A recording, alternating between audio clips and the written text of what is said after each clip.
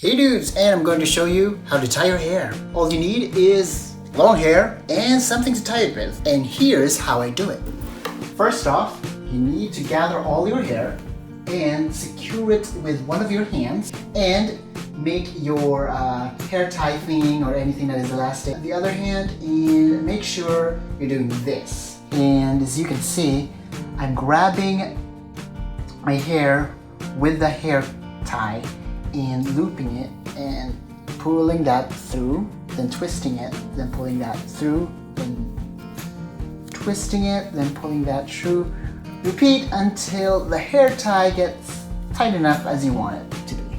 As you have noticed, my tie was a little too off center. You can always adjust it or just remove the hair tie again and do it all over again. So anyways dudes, I'm Newecreator and see you later.